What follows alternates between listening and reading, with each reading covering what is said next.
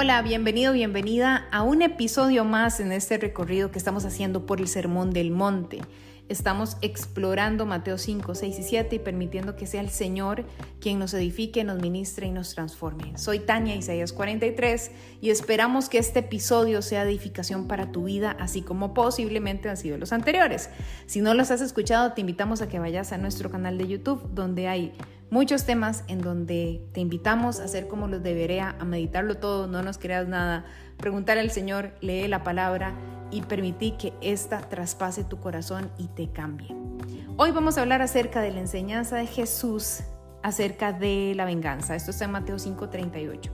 Y vamos a descubrir que así como otras enseñanzas anteriores, tal vez esta es una que pasamos rápido, que leemos rápido y decimos, ay sí, no hay que ser vengativos. Sin embargo, esto quiere decir mucho más de lo que hemos creído y vale la pena meditarlo, principalmente si no lo hemos meditado a profundidad con anterioridad. Así que antes de iniciar con el tema, vamos a hacer una oración para que sea el Espíritu Santo quien nos edifique en este momento. Amado Señor, te damos gracias por tu presencia. Te damos gracias por descubrir tus tesoros delante de nosotros. Hoy te pido, Señor, que me ministres y ministres a las personas que escuchan para que sea solamente tú, amado Dios, quien nos hable a nuestro corazón, quien transforme nuestra forma de pensar y quien nos acerque más y más a tu presencia. Queremos conocer más, Señor, tu persona. Queremos llegar profundo entendiendo tu identidad y teniendo una relación íntima contigo. Nos entregamos, Señor, en este momento a tu voluntad y te pedimos que seas solamente tú quien hables en este momento y en este lugar. Amén. Ok, entonces, acerca de la venganza. Vamos a ir paso a paso, aunque es un texto cortito, pues hay mucho que decir al respecto para poder entenderlo, como te decía, de la forma correcta, de la forma que Jesús lo ve. Esta es la meta que tenemos a través de estos temas y este podcast, entender la Biblia como Jesús la entiende, porque Él es nuestro Dios y nuestro modelo a seguir en todo. Entonces dice Mateo 5:38, ustedes han oído que se dijo ojo por ojo y diente por diente. Hago pausa ahí, en el primer versículo de esta enseñanza. Ok, tal vez a vos te ha pasado como a mí, que cuando yo escuchaba ojo por ojo, diente por diente, yo eso lo interpretaba inmediatamente como un acto de venganza, como algo malo. Es una costumbre fea que tenían en la época de Jesús, de que si me hacen algo yo voy y me cobro, etcétera, etcétera. Ok, te voy a contar dónde sale este ojo por ojo y diente por diente, y en realidad está en la ley. Está en los primeros 5 libros, específicamente en el Levítico, me parece, en donde se estableció la forma en que una persona le iba a repagar a otra por un daño que le haya hecho. Ahora bien, ¿de dónde sale esto? Vamos a ir un momento a Génesis 4:15 y te voy a contar una pequeña historia. Esta historia es acerca de Caín, ¿sí? La primera persona que cometió un asesinato violento o un crimen violento en la Biblia, y donde el Señor le mostró una gran misericordia. El Señor lo exilió, que eso pues en realidad en el contexto bíblico, en el contexto espiritual, en nuestro contexto inclusive debe ser exiliado de una tierra es ya un castigo bastante severo, porque es quitar algo que es propio, algo que arraigado, algo que debemos cuidar, algo que debemos administrar, un regalo dado por Dios. Entonces este es el castigo que Dios le da a Caín, y Caín pues le da mucho susto que cuando vaya se encuentre alguna persona que ande por ahí, que eso es todo un tema que algún día espero podamos explorar, de cuáles eran esas otras personas que estaban en el planeta Tierra, donde salieron. Sin embargo, bueno, el punto es que en este momento estas personas existen y a Caín le daba miedo que le hicieran algo. Entonces Caín le dice, Señor, me van a maltratar o me pueden matar el que me encuentre, y dice en Génesis 4:15, el Señor le dijo, no será así, pues cualquiera que mate a Caín 7 veces sufrirá la misma suerte o la misma venganza o le sucederá lo mismo. Pero eso sí dice 7 veces. Y el Señor puso una señal. ¿Cuál señal? No sabemos. La Biblia no lo dice. Entonces puede haber una interpretación, una suposición, etcétera. Pero cuando la Biblia no es tan detallada en algún tema, posiblemente pues es intencional. Entonces existe una razón detrás por la cual. Entonces nadie puede asegurar al 100% cuál era esa señal. Entonces la puso sobre Caín para que cualquiera que lo hallara no lo matara. Entonces, acá el Señor está diciendo que 7 veces, recordemos que en el contexto bíblico o los números tienen un contexto y un significado y una razón de ser. Y con esto no nos tenemos que poner místicos, ni numerología, ni nada de esas cosas, porque no es así. Es dentro del contexto de cómo son utilizados. Lo vemos claramente en los 7 días de la creación, donde el séptimo día es el día de descanso y el significado de la palabra viene también de esta misma raíz. Además, también significa cuando algo es completo, es plenitud. Entonces, 7 veces quiere decir que mucho o de una forma definitiva y completa va a recibir la misma suerte que recibió Caín, en este caso de si lo hubiesen matado o tocado. Entonces, ¿qué pasa? Entonces llega Caín, encuentra a una mujer, tiene hijos, y en la 5ª generación nace un hombre que se llama Lamec. Y Lamec de pronto tomó 2 mujeres. Hasta ese momento parece ser que todo el mundo tenía solamente una pareja y cada ovejita con su parejita, y él tomó 2 mujeres. Y bueno, dice en la palabra cuáles eran las personas que nacieron de cada una de las mujeres de Caín. Y en el 4:23 dice: Lamec dijo a sus mujeres, Ada y Sila, oigan mi voz, escúchenme lo que les voy a decir. Mujeres de Lamec, presten oído a mis palabras, pues he dado muerte a un hombre por haberme herido y a un muchacho por haberme pegado. Si 7 veces es vengado Caín, entonces Lamec lo será 70 veces 7. ¿Ok? Entonces, lo que podemos concluir con esto, si lo leemos así paso a paso y con tranquilidad, pues a todas luces Lamec era un violento, ¿verdad? Entonces, él aquí lo que está diciendo es: una persona me hirió y yo lo maté. Y una persona me pegó, o sea, tal vez un puñetazo, qué sé yo, y también lo mató. Entonces, como vemos, sí, por supuesto, Lamec mostró ser semilla de la serpiente, o tener una raíz carnal bastante fuerte, en donde manifestó esto con asesinato. Y además dice: el que se me enfrente lo será 70 veces 7. Y antes, haciendo referencia a lo que Dios le dijo a Caín, donde dice 7 veces es vengado. Entonces dice: Lamec vengará 70 veces 7 a quien me haga algo. Es decir, el que me haga algo pequeñito la va a pagar, y con creces la va a pagar, pero multiplicado por 1.000.000. Es lo que él está diciendo.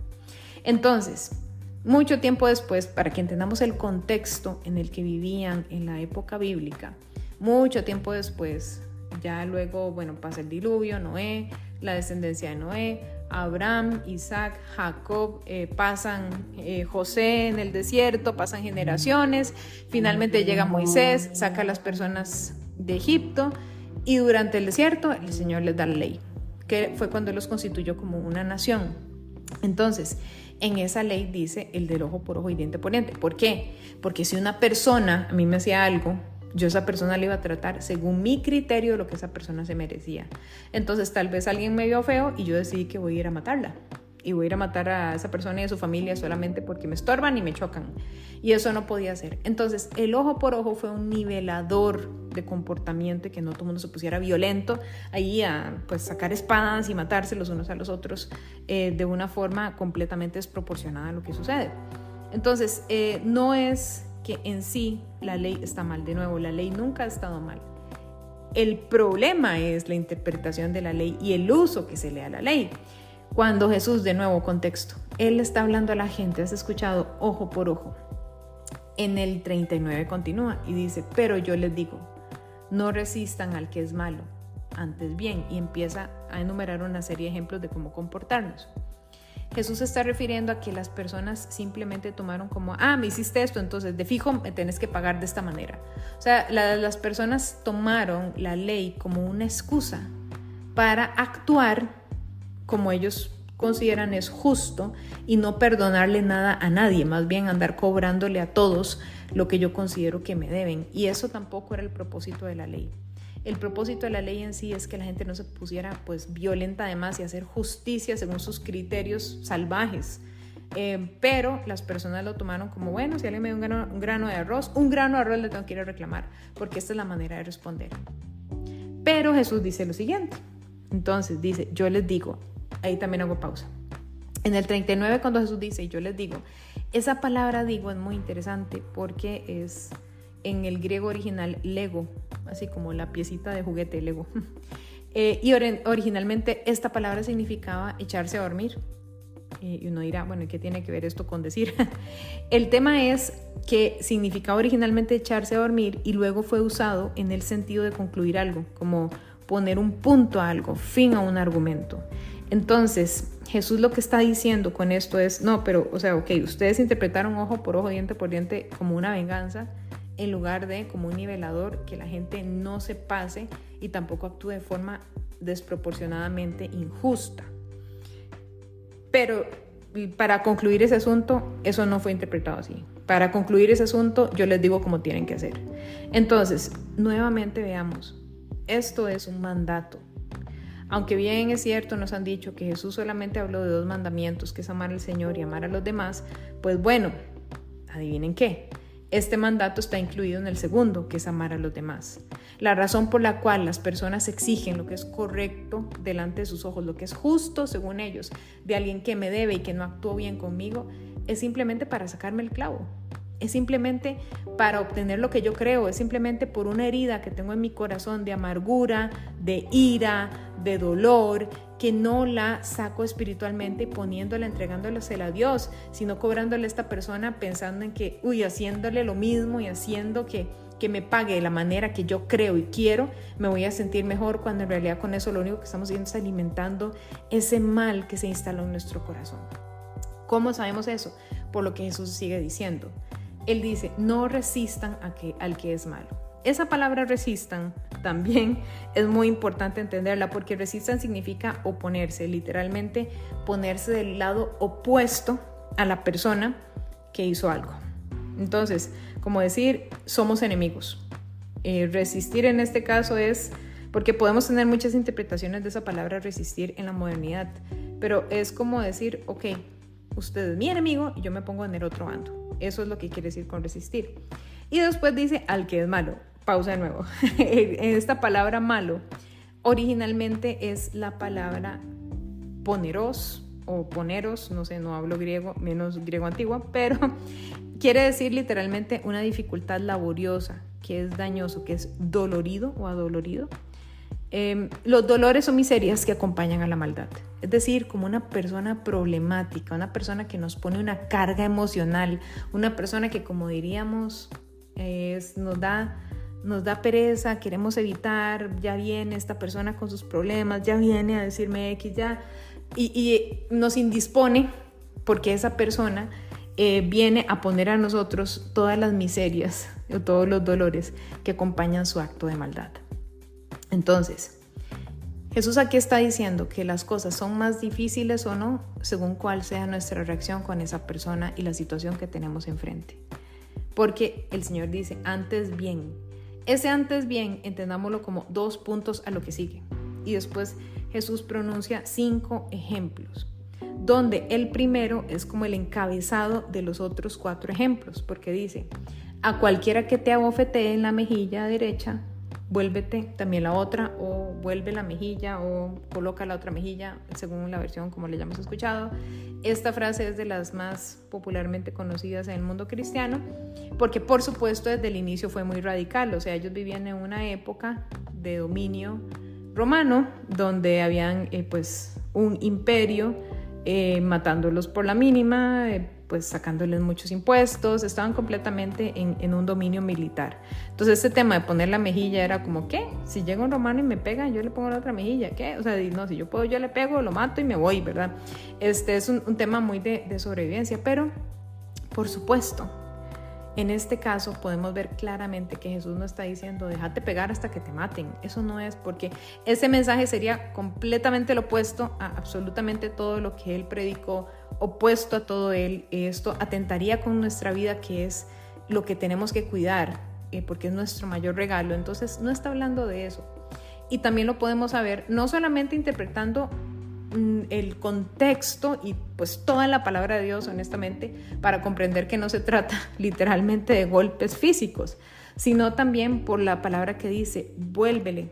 Ese verbo vuélvele también quiere decir algo muy interesante, y es la palabra original es estrepó y quiere decir girar, pasar por una transición figuradamente. O sea, es un verbo que se usa en contextos metafóricos o figurativos. Entonces es convertir al cambiar de dirección, como iba hacia la derecha, no, ahora voy hacia la izquierda. Es como tomar un rumbo opuesto o divergente o radical. Es tomar la reacción contraria. Entonces, lo que él está diciendo es, si alguien te hace algo ofensivo, vos vas a hacer todo lo contrario. Esa es la instrucción que da. Y en los siguientes ejemplos dice que uno se tiene que comportar completamente lo opuesto a lo que me están haciendo. Por ejemplo, el primero dice en el versículo 40, al que quiera ponerte pleito y quitarte la túnica, déjale también la capa. Estamos hablando de una época donde las personas posiblemente tenían solamente una túnica y tal vez no tenían capa, y las capas eran muy caras. O sea, no es como ahora que uno tiene un guardarropa lleno y está todo el fast fashion, ¿verdad? O sea, no, es en una época donde las personas tal vez tenían 2 o 3 pues piezas de ropa, no sé, un guardarropa de 3 piezas únicamente, no sé cómo explicarlo de otra manera, pero o 3 túnicas, por ejemplo. Y además tener una capa era algo que no todas las personas tenían. Entonces también veamos a quién le estaba hablando Jesús. Cuando estaban en el monte, ahí había un contexto de personas judías de humilde condición o de condición trabajadora, ¿verdad? No quiero decir que no, pues no sabemos, no todos necesariamente eran personas que tenían bajos ingresos, era variado, pero sí se cree que muchos eran las personas que trabajaban al día, ¿verdad? Como quien dice, lo que me gané hoy me lo gasté para comer hoy, y así vivían al día, ¿verdad? Con el dinero. Entonces, él les está diciendo, pues, dale la capa. Si te está haciendo pleito y te quiere quitar algo, ¿sabe qué? No, yo le doy esto, reaccionando completamente diferente. Y cualquiera que te obligue a ir 1 kilómetro, ve con él 2. Entonces, no, ok, no ir 1, voy ir 2. Usted me está obligando, pero tranquilo, yo voy 2. A cualquiera que te pida, dale. Y después dice, y al que desee pedirte prestado, no le vuelvas la espalda. Aquí, ojo, y muy importante, no está diciendo que uno tiene que fiar a esa persona, porque en Proverbios dice que no tenemos que fiar personas. Quiere decir no le vuelva la espalda. Tampoco está diciendo necesariamente dale el dinero, porque tal vez no lo tenemos. El punto es que tenemos que colaborarle de la manera que esté en nuestras manos a esa persona. Tal vez alguien me pide dinero, yo no tengo cómo darle dinero, pero puedo orar por esa persona. Puedo conversar de la situación por la cual no tiene dinero. Puedo buscar a alguien que le ayude a cómo administrar o cómo que le dé información valiosa para solucionar su situación. Es acompañar a alguien cuando me está pidiendo dinero. Y ojo que está hablando, cuando Jesús al inicio decía malo, está hablando de personas que, para decirlo en forma sencilla, de pronto consideramos un fastidio por lo que nos hace sentir con sus situaciones, con sus actitudes, con su voz arrogante, con cosas que a nosotros nos parece que no están bien y que posiblemente no lo están. Pero aquí lo que Jesús está diciéndonos es que actuemos con autoridad espiritual, que avergoncemos en el espíritu lo que le está pasando a esa persona, porque recordemos lo que escribió Pablo en Efesios, que la batalla no es contra personas, contra carne, es contra huestes, potestades, principados, espíritus, gobernadores, lo que está en los aires. Si una persona se está comportando de una manera que llamémoslo así, incorrecta o difícil de soportar en el espíritu, quiere decir que hay cosas actuando y tenemos que ver a esa persona como Cristo nos ve, porque eso también te pasa a vos y a mí. Nosotros no somos perfectos, nosotros también tenemos muchas cosas que quitarnos de encima y lamentablemente la mayoría nos cuesta mucho verlas. Entonces, tenemos que entender que es una dinámica espiritual y que la forma de actuar en contra de esos espíritus que actúan por medio de las personas es haciendo completamente lo opuesto, es actuando con bondad, es haciendo lo que es correcto. Y de esa manera estamos actuando con autoridad espiritual, como Jesús lo haría, y además estamos avergonzando ese espíritu. ¿Y qué pasa? Que espíritu y carne se resisten. Eso también lo dice en Gálatas. Entonces, en el momento que actúas en el espíritu, todo lo que está actuando ahí, que es contrario al espíritu, se va. No sabe qué hacer. Tiene menos autoridad. Pero cuando vos lo alimentás reaccionando mal, discutiendo, pidiéndole a esa persona, diciendo, no, eso no es justo, yo no me voy a dejar, me lo voy a plantar. Y el Señor tampoco está diciendo que nos comportemos de forma que abusen de nosotros, no. Porque en el momento que uno actúa con firmeza en el espíritu, uno está poniendo un punto final a esa situación. y no está permitiendo que el odio genere odio y que la discusión genere discusión y que el fuego genere fuego. El Señor lo que nos está poniendo a nosotros es, hay un incendio frente tuyo, un incendio malo, entonces vos te vas a convertir en un río de agua viva que va a fluir desde tu ser, como dice Juan, y le vas a echar encima esos ríos de agua viva a esa persona. Entonces, hoy yo te invito a que meditemos acerca de la venganza, porque tal vez hemos pensado que venganza es como voy a tramar un plan para vengarme de todos aquellos que me han hecho daño y como no sé, nos enseñan en las películas, y tal vez es simplemente en el momento que tengo una discusión sentir que yo tengo el derecho de decirle a esa persona, de hacerla sentirse mal como me hace sentirme mal. O sea, son actos del día a día. Jesús nos está llamando en el Sermón del Monte y nos confronta a que nos cuestionemos cada comportamiento de nuestro día, de nuestras interacciones más sencillas, para que logremos ser como Él es, porque la plenitud es en todo lo que hacemos en todo momento y lugar, porque como el Señor dice, el que es fiel en lo poco, en lo mucho lo será, y en lo poco también es en esas situaciones pequeñas que tal vez no le damos importancia, y tal vez por no perseverar en eso, no logramos librarnos ni perseverar de otras cosas que no sabemos por qué nos pasan, que no sabemos por qué no avanzamos, que no sabemos por qué estamos estancados, que no sabemos por qué situaciones adversas nos suceden, por qué hay despojos, porque hay muchas situaciones en nuestras vidas que no logramos pasar la página, porque tal vez no estamos siendo fieles en eso poco. Así que sigamos meditando en la presencia del Señor y que sea Jesucristo el que nos transforme. Y recordad, la meta es ser como Él. La meta es enamorarnos más y más de Él para que clamemos que vuelva y finalmente estemos con Él en la eternidad, siendo su imagen y semejanza. Bendiciones.